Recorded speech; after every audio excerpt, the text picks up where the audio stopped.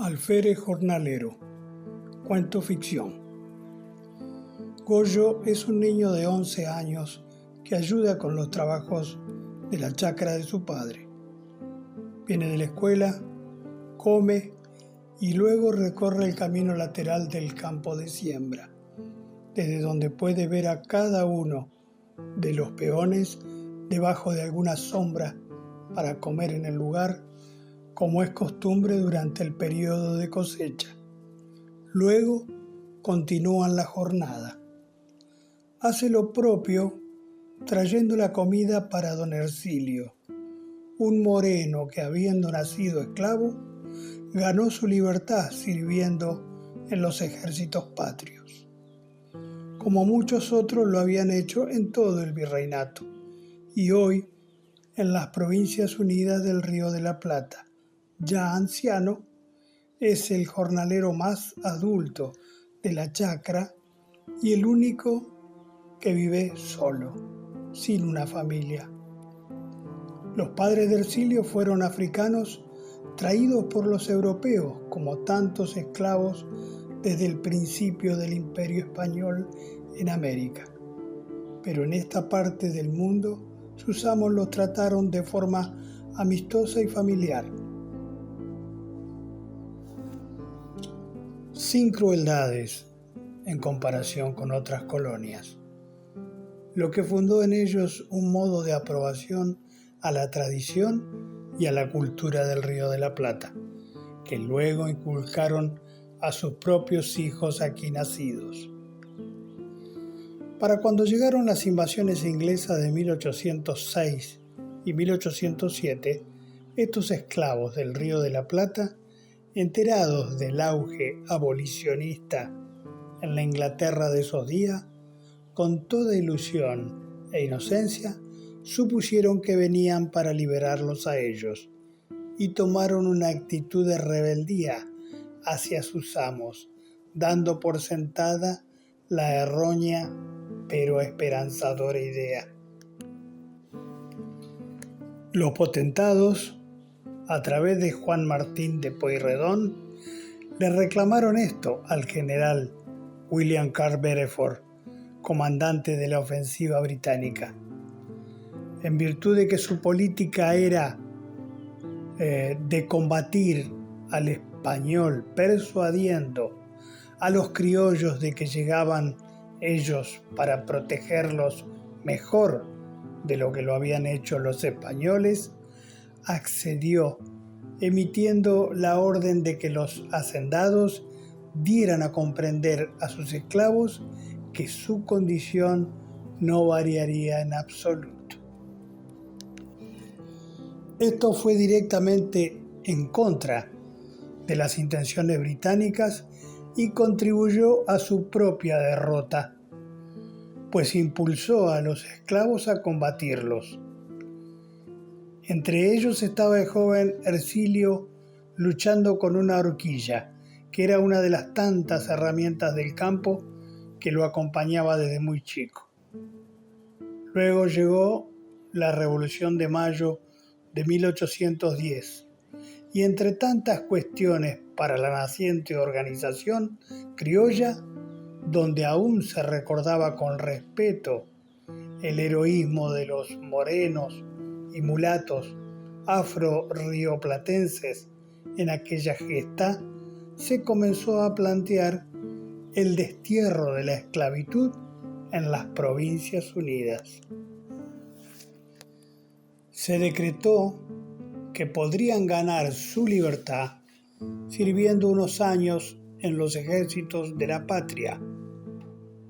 Ercilio, una vez inundado de aquella pasión de batallar para defender con amor a su tierra, ya no pudo dejar la lucha para volver a las haciendas.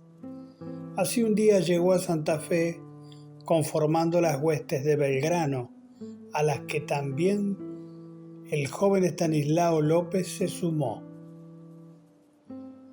En 1816, el moreno blandengue Ercilio Tadeo Vera, bajo el mando de López, ya avasallante capitán que volvía para recuperar su Santa Fe, corría a Balcarce y a Viamonte del Cabildo santafesino. Ya no pudo dejar esta región y su lucha, ni a sus camaradas santafesinos, sus amigos. Pero ahora, ya retirado, con paz y simpleza, decidió volver a las labores de la tierra que habían llenado toda su niñez. Don Pedro Molina, papá del niño Goyo, Gregorio Molina, se encargaba de la comida para sus trabajadores en esas jornadas de cosechas. Pero Goyo quería ser el encargado de cumplir con don Ercilio, y don Pedro lo permitía porque sabía que su niño disfrutaba del diálogo con el sexagenario hombre, y éste, a su vez, con el fin de culminar sus relatos al jovencito, se extendía unos minutos más en su descanso, cosa que debería hacer por su edad, pero que no llevaba a cabo si fuera don Pedro quien se lo pidiera, o si llegaba a estar presente por casualidad. Era imposible encontrarlo de brazos cruzados. Seguro que solo el muchachito había podido verlo un poco más distendido.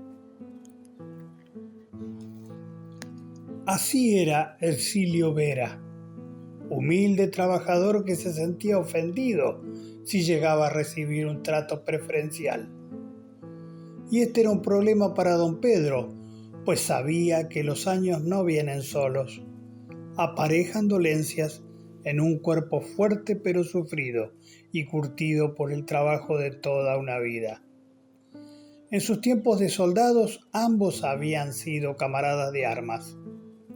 A Goyo lo estremecía verlo esforzarse para cargar a los carros los paquetes de la producción a la par de los más jóvenes y recios jornaleros, donde nadie se atrevía a ofrecerle ayuda, porque conocían su espíritu, humilde pero consciente de lo que le correspondía hacer a él. Y así se hace la patria, niño Goyo, con trabajo y más trabajo, solía decirle siempre el moreno. Su oscuro rostro era noble, pero a su vez con una expresión que parecía hablar de todo lo que había vivido en esos años. Cada experiencia reflejada, sin tristezas, sin rasgos de pesar. Siempre vistiendo gastadas camisas blancas para rechazar el sol, apenas abierta al cuello para algo de frescura. Permitía advertir un cuerpo musculoso, pero curtido de cicatrices de guerra y encorvado por los años. Apenaba su pobreza y por ende su necesidad de laborar en el campo, pero él mismo lo había elegido así. Su carácter y las historias de su vida lo hacían acreedor del mayor de los respetos por parte de todos, y lo hacían merecedor del gentilicio don, que nadie olvidaba agregar a su nombre. Siempre decía que su pobreza y su falta de necesidad de poseer era una costumbre de toda la vida, pues veía que durante las guerras el tiempo se detenía y la vida quedaba como pendiente, como en suspenso. Nada se podía proyectar individualmente para un futuro personal. Era modesto y no permitía alabanzas sobre su trabajo o sobre sus méritos en los combates, pero se sabían. Ercilio lo adivinaba con el respeto que percibía y eso casi que lo fastidiaba. Pero si he conocido tantos valientes hombres, pensaba él, y la verdad es que cada uno recibía su justo reconocimiento, y cada uno era ascendido de grado por su mérito, y estando de por medio la independencia, la soberanía y la libertad, ¿qué criollo de ley no se jugaría la vida? pero don Ercilio era verdaderamente un modesto y simple hombre. Ya la independencia nacional era una realidad, pero los enfrentamientos con Buenos Aires se mantenían. Entre los dragones de Lope, Ercilio Vera no podía continuar. Con sus años y sus dolencias, no podía ser aceptado en los frentes. Ahora sus lesiones estaban curadas, gracias a Dios. La administración consideró que ya había dado mucho y le correspondía disfrutar un retiro de paz mientras aún guardaba salud. Pero él tenía sus principios. Aceptó ascensos por sus actos meritorios, pero rechazó pensiones y todo pago que se le quiso hacer efectivo por las heridas recibidas.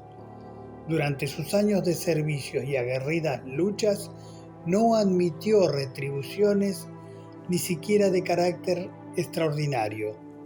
Él lo había elegido así.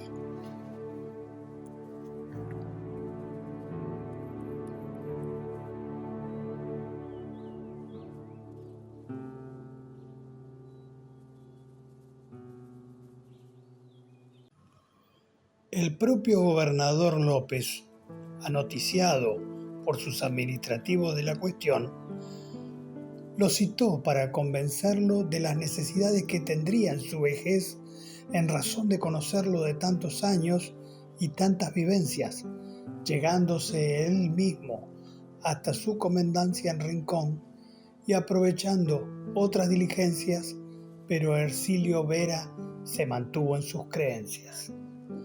Yo le agradezco, mi general. Usted conoce mi pensamiento. Estoy de acuerdo en que cada uno reciba su pago, pero también deben entender a cada uno de los que, como yo, no quiere un pago, pues. Me siento bien retribuido solo con la organización que usted ha llevado a cabo aquí. Y compréndame, Su Excelencia, yo pienso que si he debido nacer en este momento es porque también debía aceptar que me toca luchar por mi patria. Y luego adopté esta provincia donde todo sigue tan duro. Pero es lo que Dios quiso de mí y lo que seguiría haciendo si me lo permitieran. Usted ha luchado desde muchacho junto al general Belgrano. Parece que aún hoy lo veo. Y sabe que uno viene al mundo y acepta lo que la vida le presenta. Vivir hasta los 60 o vivir hasta los 15. Uno solo acepta y finalmente la vida es para darla. Y así ganamos más vida. Yo no podría vivir sin trabajar y además soy solo. ¿A quién debo ofrecer mi vida? Ya lo sé, Ercilio, a tu patria. Pero recibiste heridas en varias oportunidades, le dijo el gobernador. Pero hoy estoy bien. Puedo trabajar perfectamente, señor. Se lo puedo jurar. Solo véame usted como a un paisano más, como a un nativo guaycurú, toba o chaná más de lo que luchaban a la par de nuestra para echar a los realistas. Ahora ese dinero lo necesita la provincia, para la escuela, caminos, el puerto, señor. Quizás Ercilio se sentía pleno con el solo hecho de sentirse libre en la tierra que lo vio nacer. De igual manera, a Persintente nadie le iba a ganar al patriarca de la Federación Argentina. López lo obligó a aceptar una parcela de tierra en la costa, muy cerca de la casa de su amigo y camarada de armas, don Pedro Molina, para quien hasta hoy trabaja y para que no estuviera del todo solo. También recibió un pequeño rancho revocado de adobe, un caballo, una yunta de vacunos, una mesa pequeña y un par de sillas de junco. Al día siguiente ya estaba trabajando en la incipiente chacra de don Pedro con la espalda doblada y sus manos en la tierra. bolsa de mazorcas y el maizal, la bolsa de semillas y el surco. Pedro lo admiraba y no llegaba a comprender cómo luego de una vida tan expeditiva, hoy Ercilio podía vivir en un mundo de azada, con una calma total y el silencio solo roto por el viento y los pájaros. Así era Ercilio Tadeo Vera, así lo había elegido. Cuando Goyito lo hallaba para entregarle la comida, le hacía señas. Él a veces desde cerca y a veces desde más lejos se acercaba buscando recostar su espalda en el tronco de alguno de los sauces o curupíes que crecían a la vera del camino interno de la chacra, junto al sembradío. Se sentaba en el suelo buscando la mejor sombra y comía recordando alguna breve historia que le contaba a Goyo, pues sabía que eso era lo que el niño esperaba de él, poder escucharlo. Aquellas historias debían ser sobre la milicia, de eso quería escuchar. Y por más breve o simple que fuera, el chico se iba maravillado y feliz. Le gustaban las historias como las contaba el moreno, y le gustaba su forma de hablar, muy claro, con mínimas palabras, y el respeto y el altruismo que irradiaba siempre. Lo admiraba y lo valoraba como si se tratara de su propio abuelo. Don Vera no podía más que complacerlo, porque era un gusto para él mismo, pero siempre tratando de no romper las ilusiones de vida del joven, ni extenderse en descripciones o relatos atroces. Tampoco le hablaba de hechos donde estuviera involucrado el propio padre del niño, don Pedro, pues no debía quitarle la oportunidad de escuchar orgullosamente a su papá. Goyo se alejaba satisfecho y don Ercilio Vera, herramienta en mano, volvía a adentrarse en los cultivos a su sereno mundo de azada y rastrillo. Aunque todos le decían don Ercilio, su ex camarada y ahora su patrón, don Pedro, lo llamaba mi sargento, que era como lo había llamado siempre, pero lo hacía con respeto, sabiendo que como a todos la lucha los había hermanado. Igualmente hasta Pedro, que también era sargento, desconocía que antes de ser retirado, Ercilio Vera había sido nombrado alférez por actos heroicos en el servicio durante la batalla del Puente de Márquez, cuando el general Lavalle fue derrotado por los federales de Estanislao López y de Juan Manuel de Rosas.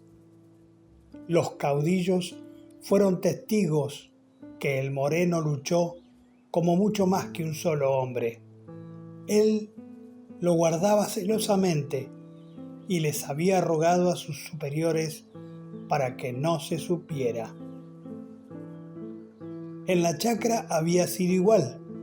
Aceptaba críticas, pero no alabanzas.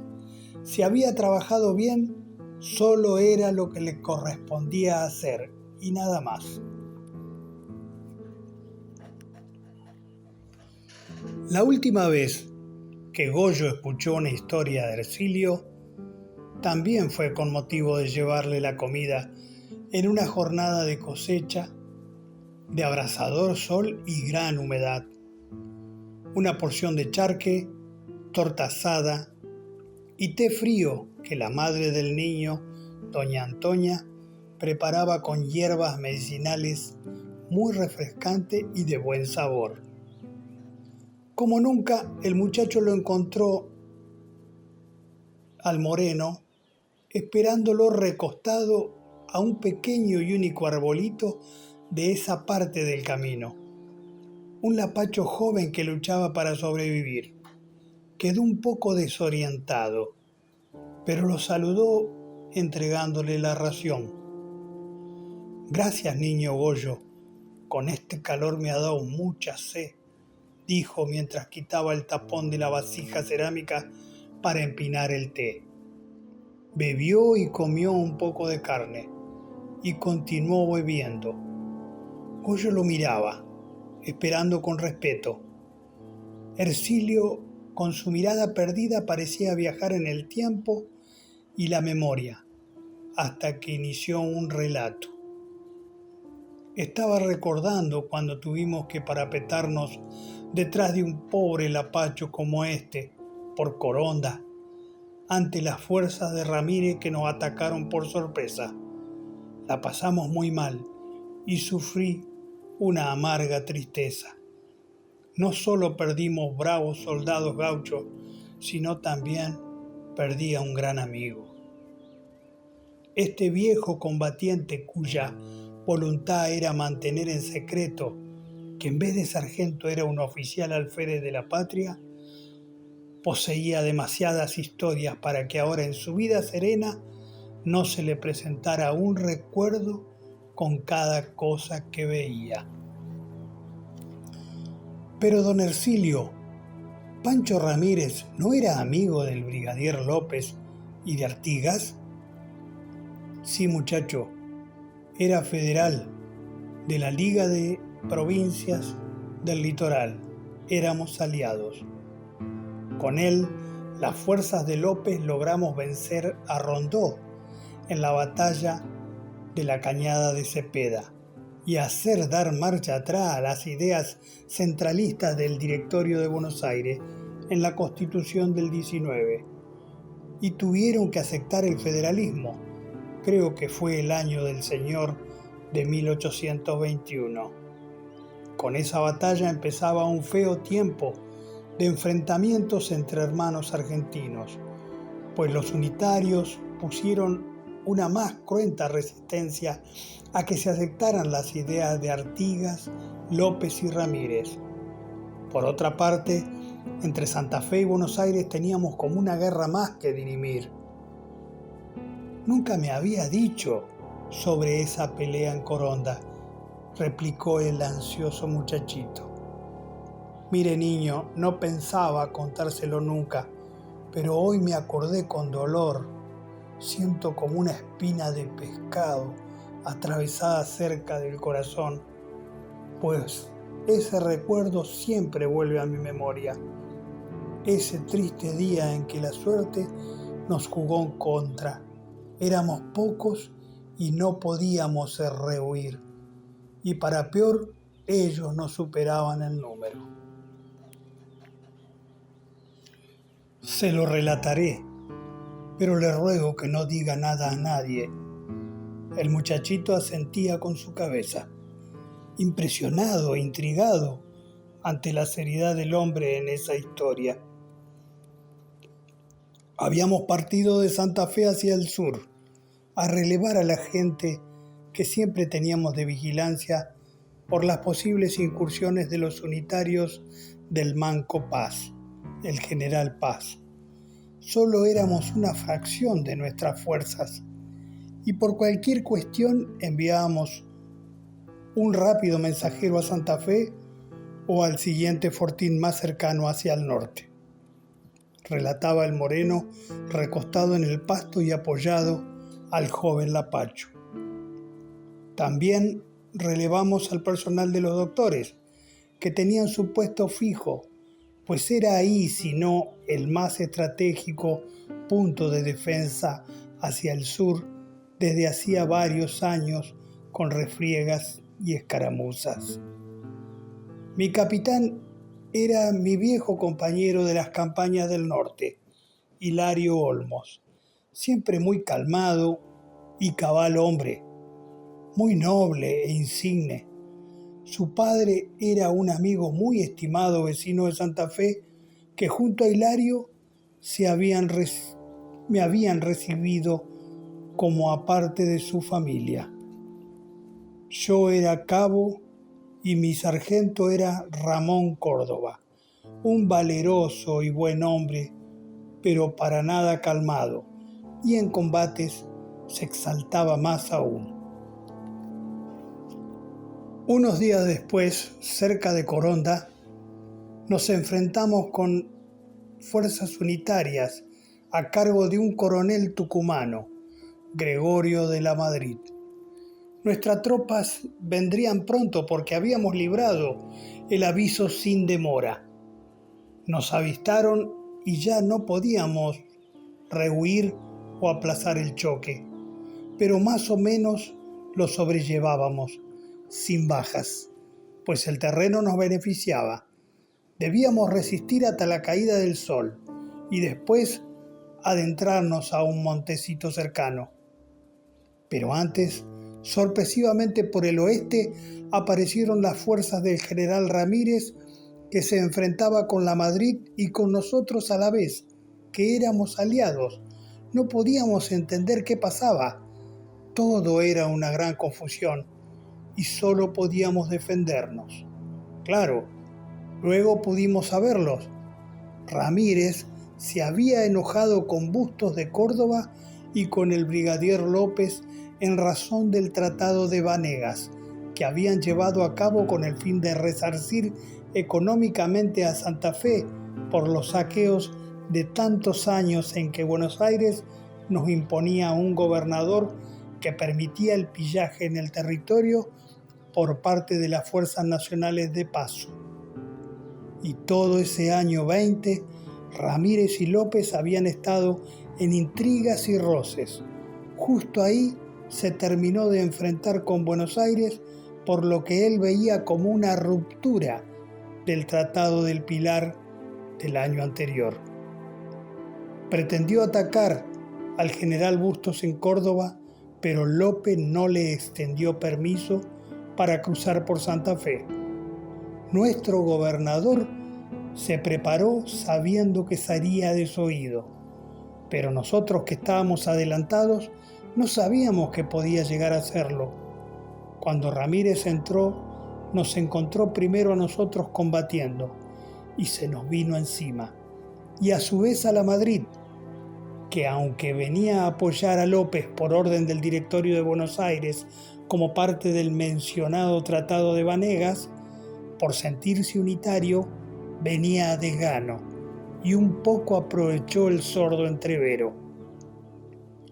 Con motivo de esto, al día siguiente de lo que le estoy contando, llegó el grueso de nuestros soldados y habiéndose retirado ya la Madrid, vencieron a Ramírez y lo persiguieron hasta Córdoba, donde fue muerto. La carita de Goyo era de pura sorpresa. Pero volviendo al día anterior, niño, ante el combate contra la Madrid y Ramírez a la vez, quedamos en una situación desesperante. Mi sargento daba órdenes de no retroceder, pero no lo podíamos sostener más. Éramos muy pocos y se estaban produciendo bajas. Esa situación de fuego desde dos flancos nos llevaría a todos a la muerte antes del anochecer. Había que huir o rendirse, y a veces los unitarios no hacían prisioneros. Yo y un soldado disparábamos nuestros fusiles de cuerpo a tierra desde atrás del lastimoso lapacho al que me recuerda en este día. El capitán Olmo se nos acercó para decirnos de replegar, poco a poco, y era acertado, pues si huíamos nos iban a cazar uno a uno. Habíamos avistado a la mujer de Pancho, la generala Delfina, pero también a Anacleto Medina, que era muy bravo, y no podíamos darle la espalda tan sencillamente. En el instante siguiente, mi querido capitán Olmo, tan valiente y tan bueno, a Ercilio se le quebró la voz. Hizo un breve silencio y continuó. Recibió un disparo certero en el centro del pecho. Caía muerto. Lo sostuve antes de que su cabeza golpee el suelo y lo recosté sobre el pequeño lapacho. Hilario emitió su último aliento ante todo nuestro dolor. Los ojos del moreno se tornaron vidriosos en otro amargo silencio. Cuando me di vuelta, mi sargento Córdoba lo miraba con los ojos desorbitados. Comenzó a vociferar: «¡No retrocedan! ¡Sigan disparando! ¡Carguen las armas!». Cayó de rodilla, pero seguía arengando a la tropa para no replegar. De pronto vi que si no se movía de allí, iba a recibir una descarga mortal en cualquier momento. Ni él se había dado cuenta de que lo habían herido en una de sus rodillas.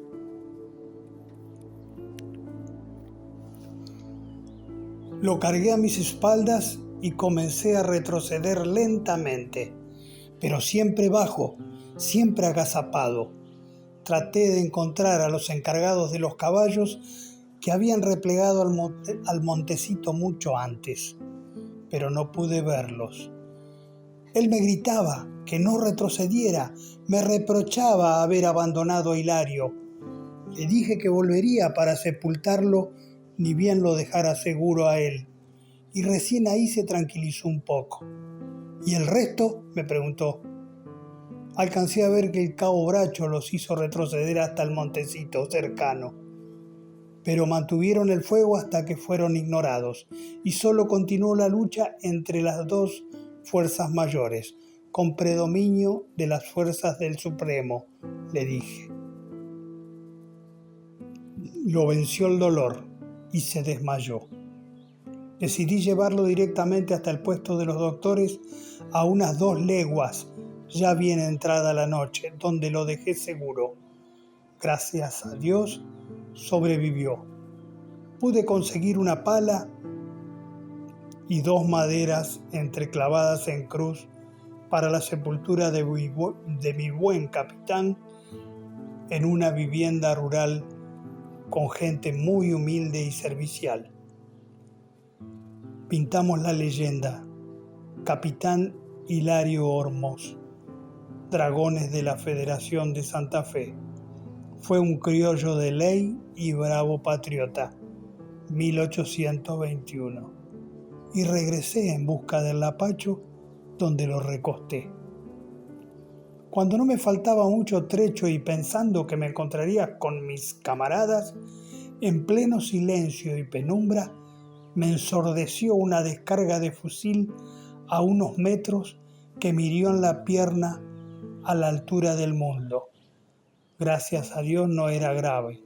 Fue un soldado unitario de guardia solo, y mientras él recargaba su arma, yo, con un tiento fino que siempre llevaba conmigo, me ceñí la pierna por encima de la herida, gritándole que no tire más. El sangrado disminuyó y pude pisar para pararme, pero ya lo tenía encima con bayoneta calada. Le mostré que no llevaba armas y que me había chumbeado. Me interrogó y le mostré la pala y la cruz para sepultar a Hilario. Se vio confundido y decidió llevarme ante su superior. Mi sangre siguió corriendo hacia adentro de la bota, pero aún podía marchar. Ya frente al capitán unitario, me dijo que le describa el lugar donde había dejado al oficial muerto y que enviaría a sus hombres a sepultarlos, pero yo pensé que no lo harían con el debido respeto. Entonces me negué. Le dije que me consideraba su prisionero, pero que primero me permitiese sepultar a mi compañero, pues yo mantenía una obligación moral con él y con su anciano padre, que era un respetado amigo. Le dije que mi capitán Olmos fue un criollo íntegro y un militar de gran valor, mi buen compañero desde Campichuelo y Paraguarí. Me observó un poco sorprendido y accedió. Conformaron una patrulla para custodiarme hasta el lugar. Me dijo que ellos tuvieron que retroceder ante los federalistas y que ahora habían regresado por los caballos, los heridos y recuperar armas para ir detrás de Ramírez, que continuó para Córdoba.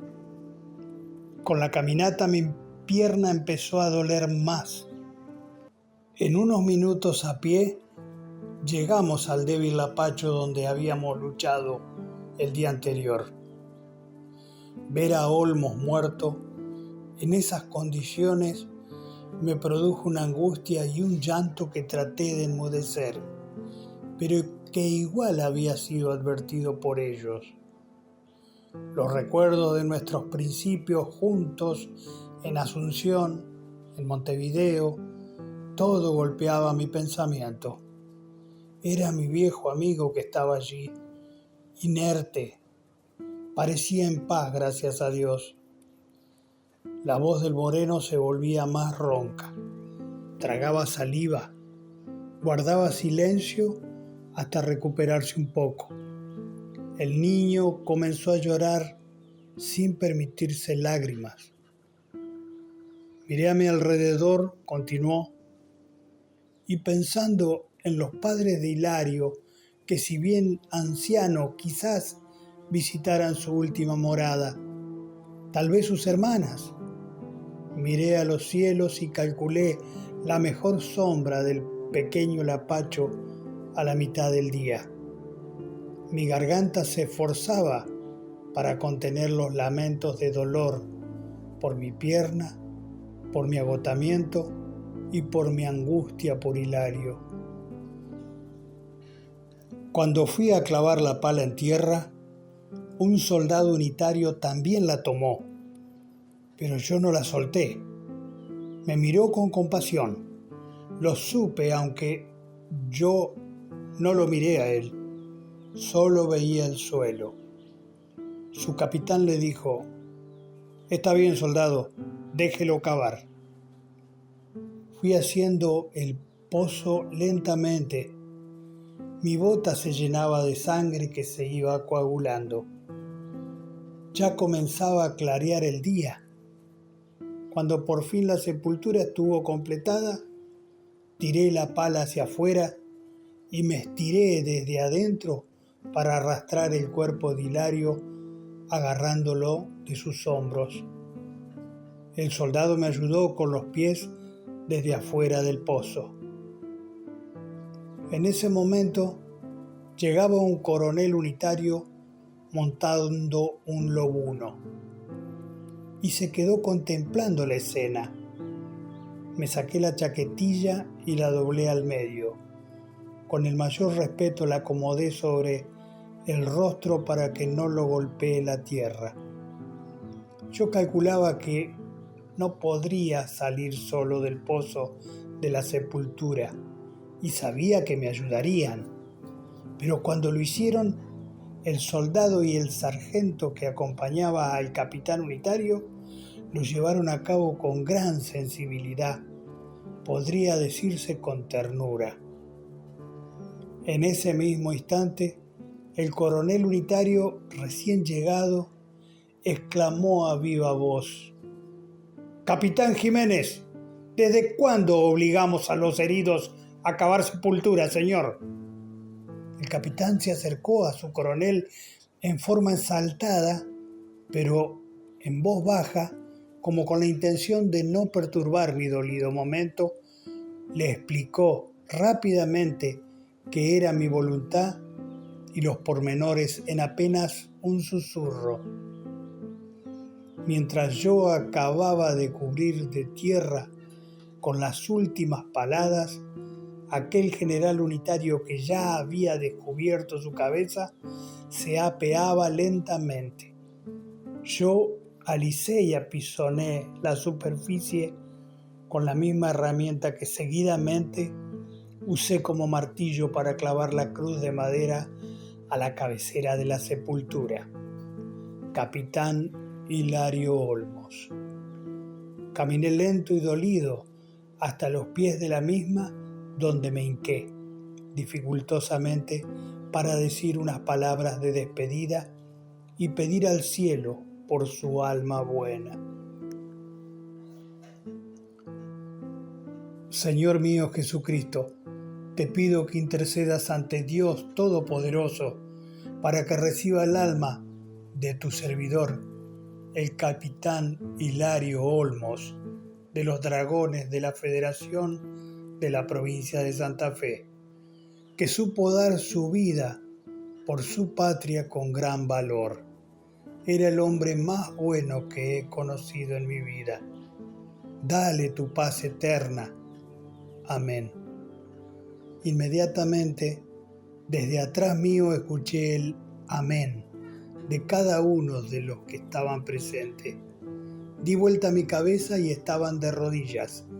El coronel un paso hacia atrás y el resto por detrás en respetuoso gesto de honor y devoción cristiana.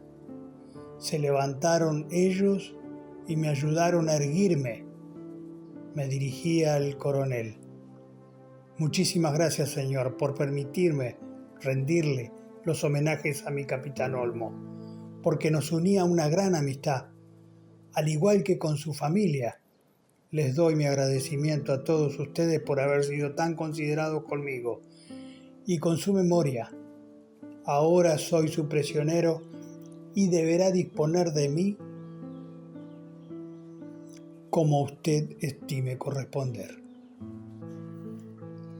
Cabo Vera, soy el coronel Gregorio Araoz de la Madrid, le replicó el superior, y mientras yo esté al mando aquí, usted no será un prisionero. Estrechando su mano a la mía muy debilitada, continuó: descanse a la sombra y permanezca los últimos momentos con su capitán y amigo. Yo lo haré llevar en camilla hasta Santa Fe con una patrulla nuestra, con bandera de tregua para que llegue usted seguro y con una misiva para ser entregada al general Estanislao López. Capitán Jiménez, ¿interpretó mi voluntad? Comprendido, mi coronel.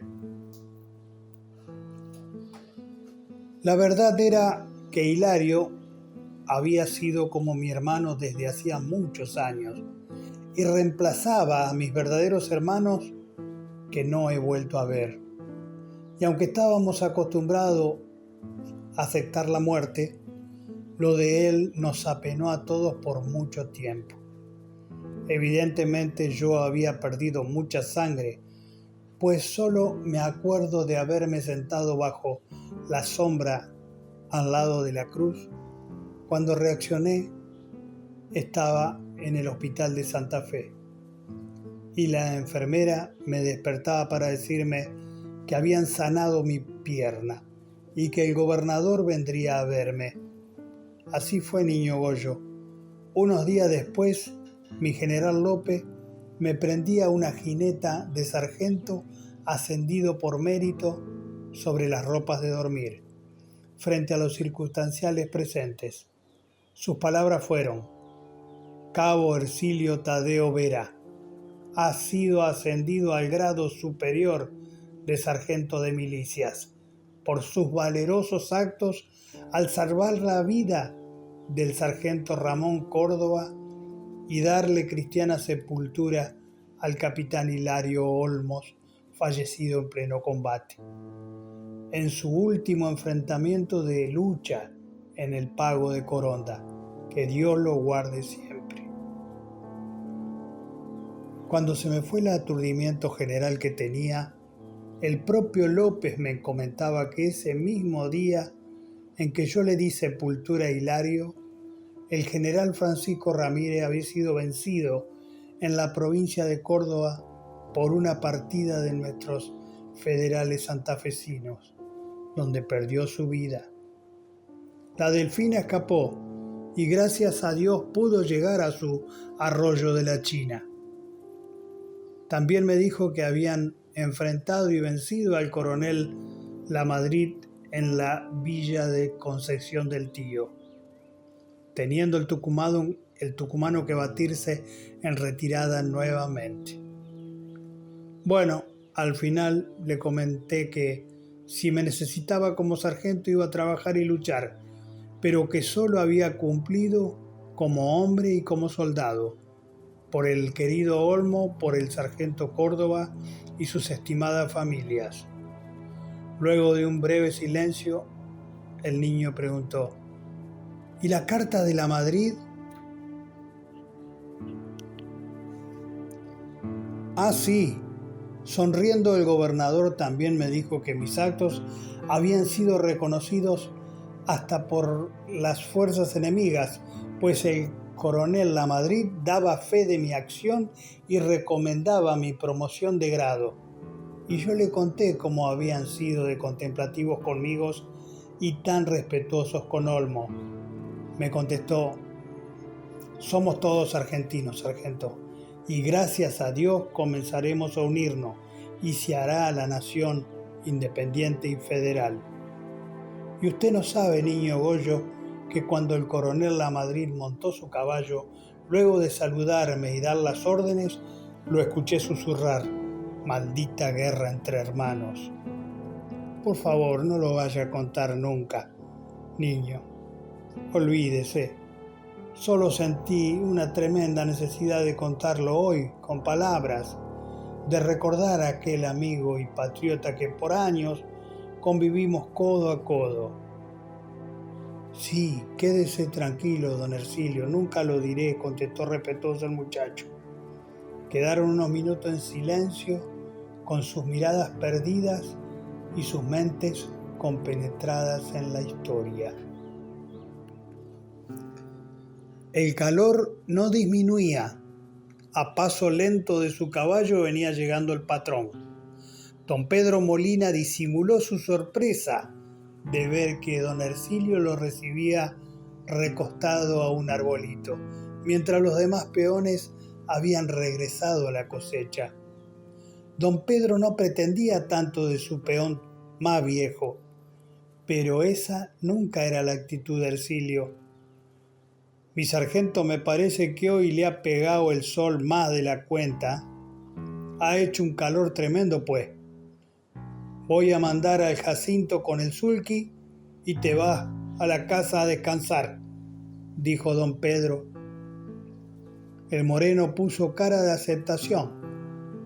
Con una mirada de asombro, Goyo se daba cuenta que era la primera vez que Vera permitía que se hiciera una excepción con él. Pedro se acercó a su hijo para pedirle: andá para la casa, Goyo, y decile a Antonia que le prepare una cama a don Ercilio. Después que Jacinto se desocupe, le decís que te lleve al pueblo para traer al médico. Y partió al trote aligerado. Así don Vera pasó un par de días durmiendo sin parar. Goyito se asomaba para verlo de tanto en tanto, y a veces lo escuchaba delirar dormido, órdenes y advertencias, tal vez soñando con entreveros de sables y lanzas, tal vez de guerreros criollos morenos e indígenas entre caballos, descargas de fuego o explosiones de los cañones realistas. Por fin un día abrió sus ojos. Goyo y su mamá lo veían afligidos. Él le sonrió y el chico se animó a acercarse. Ercilio lo tomó de su bracito y mirándolo con expresión de paz y calma le dijo: necesito la oración que yo le dije a mi amigo Hilario niño. Sí, señor, dijo Goyo mientras enjugaba sus lágrimas con las mangas de su camisa. Se arrodilló a la cama diciendo: Señor mío Jesucristo, te pido que intercedas ante Dios Todopoderoso para que reciba el alma de tu servidor. Las palabras de Goyo se ahogaron en un llanto que ya no le permitió seguir hablando. Muy bien, así es, mi capitán, dijo Ercilio con una voz que se le iba apagando. El niño lloró desconsolado y su madre lo tomó en brazos para llevarlo hacia el patio. Parecía un chico, pero comenzaba su senda. Ese triste momento de su infancia lo estaba forjando hombre, como debían ser los hombres de entonces, duros pero humanos, nobles pero fuertes, y él ya lo sabía. Goyo sabía que se había podido despedir de su amigo, el de las buenas historias, su otro abuelo.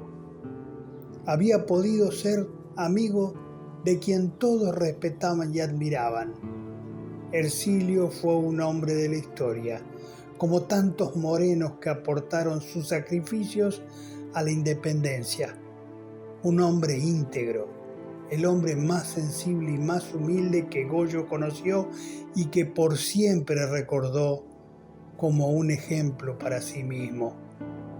Fue un anciano peón que también fue un guerrero, signado en su vida por el orgullo al saber que el heroico sargento Cabral también había sido un negro como él. Y a partir de ese momento solo pudo seguir un camino, el del sacrificio y el honor. Ercilio Tadeo Vera recibió honores de la milicia y quizás desde el cielo no le hubiera gustado, quizás para no despertar molestias. Por haber venido desde tan abajo, quiso volver a donde creía pertenecer, a las chacras. Con los honores a los restos del patriota moreno, don Pedro Molina pudo saber que por años había tenido a un alférez jornalero.